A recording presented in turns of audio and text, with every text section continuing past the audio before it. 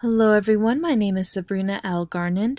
I am currently a student at Kaiser University, and this will be my presentation on the application and history of projective testing for my Test and Measurements course with Dr. John D. Culpa.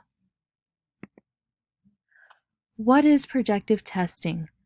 Projective tests are defined as a type of personality test in which an individual responds to ambiguous stimuli and hidden emotions are then revealed.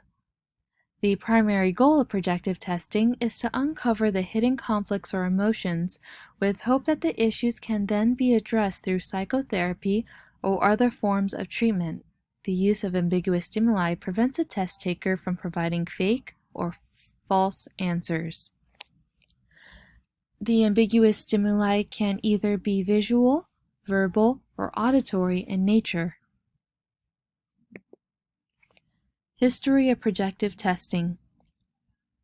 Projective tests emerged from the psychoanalytic school of thought. During this time, it was suggested that the unconscious thoughts, behaviors, and urges were evident in human development. There are social motivations that have also promoted the necessity for the development of philosophical concepts and theories. The Rorschach Inkblots.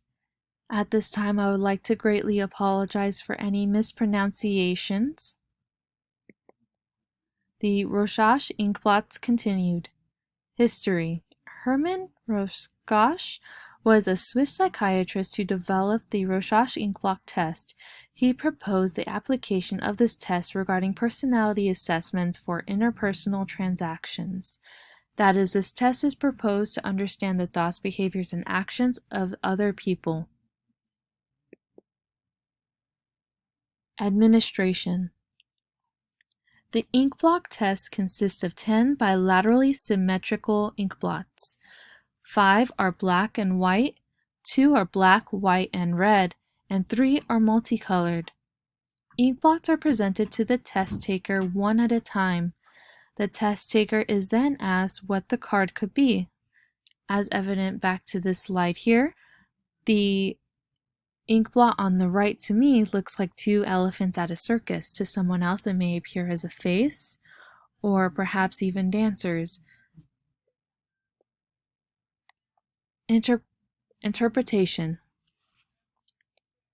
Shading response is determined by the shading and light-dark values within the black and colored areas.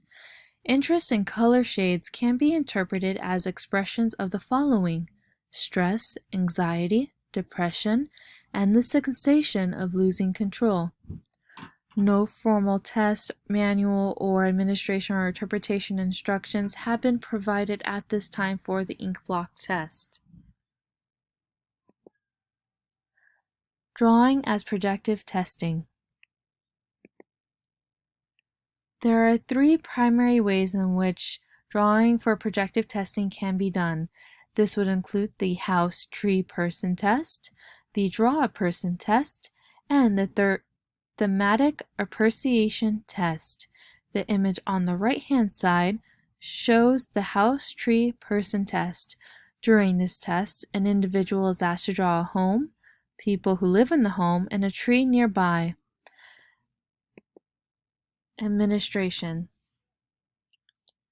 Projective drawing tests can be administered by non-clinicians. This would include teachers or parents. To conduct the test, the only required materials are a pen and pencil. Draw a family picture tests are used to understand the emotions of children within a family and their attitude towards other members of the family. These tests are analyze a child's perception of self, their fears, needs, maturity level, and possible stressors. Interpretation. Results are compiled from a purely clinical perspective, so although these tests can be administered by a non-clinician such as a teacher or parent, only a trained clinician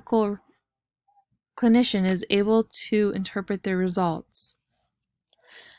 Items within the drawings that are analyzed for interpretation include the following: duration of time spent on creating the drawing, placement of the figures, size of the figures, pencil pressure, symmetry, shading, presence of eraser use, facial expressions, the posture of the individuals in the photo, and clothing type. Thematic apperception test, also known as TAT. During the thematic apperception tests, an individual is shown a photo and asked to describe the emotions, thoughts, and actions being conducted and provide a brief dialogue of the events. For instance, the photo on the left-hand side depicts a younger woman and an older woman behind her. A person will be asked about the emotions being expressed by each person presented in the photo and what their thoughts are at that time. And what's going to be the next sequence of events? Will the old woman reach out and touch the younger woman? Will she turn away? Will the younger woman walk away? Or perhaps, as some had mentioned when looking at this photo, is the older woman a ghost looking over the younger woman? Or is that a depiction of the younger woman as an older lady? And on a side note, I would like to state that this form of testing is very similar to the sentence completion tests. And during the sentence completion tests, an individual is given a sentence and asked to complete it. This is similar in that the thematic apperception tests ask for an individual to complete the next sequence of events. Projective tests with sound. Projective tests with sound can either be simple or complex in nature. They can be verbal, nonverbal, mechanical, and natural sounds. B.F. Skinner composed the auditory Inkblots. He utilized rhythm noises as a stimulus for the creation of verbal responses. Ethical, cultural, and societal concerns. The societal impact of projective testing. Projective tests are utilized to better understand the implicit or biased thoughts. These thoughts are unconscious in nature and can be revealed through small actions or slight answers to ambiguous questions.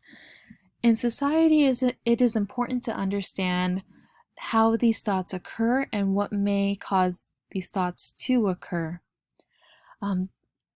It is important for individuals to recognize when an implicit thought is being conducted, especially in the workplace when it comes to hiring, promoting, or moving individuals.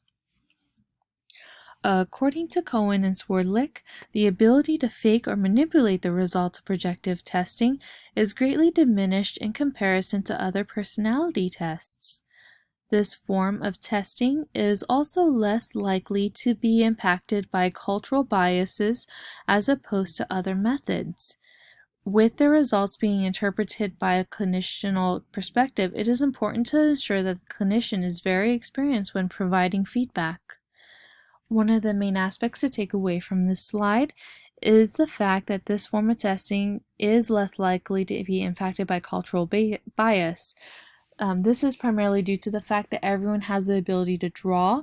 Our perception of what we draw is not influenced by cultural biases. So a person is still a person. The size and pressure that we use in a pen if showing aggression is still there. It is not impacted by societal or cultural references. Validity and reliability. Validity refers to the extent at which a variable being measured within a test represents what the test is extended to measure. The complexity and freedom associated with the use of projective test response allow for the establishment of generalization, validity, and interpretation of these tests. To make this simple, projective tests have high validity. They measure exactly what they are intended to. It is up to the trained clinician to interpret the results, and the results are strictly towards understanding an individual's personality. Reliability. Reliability refers to the consistency at which the results of a study are measured. Due to the ambiguous nature of projective testing, reliability is relatively low and difficult to attain. The measurement of the tests are done based on the perspective of the one reading the results. That is important to note that the trained clinician needs to have experience before trying to conduct these tests. An open-ended questions allow for an unlimited amount of correct answers. There is no limit to the answers that could be given in the test. Going back to the Rorschach Inkblot, what I saw to be little circus elephants can be something entirely different to another individual. Here we have my reference page. I'll only show that for a few minutes. And that is the conclusion of my presentation today. In conclusion, projective tests are very ambiguous in nature. This is to allow for open-minded and open-ended questions and answers. The most important thing to take away from projective tests is the clinician who reads the test needs to have the background experience. Without that experience, the test could be completely null and void.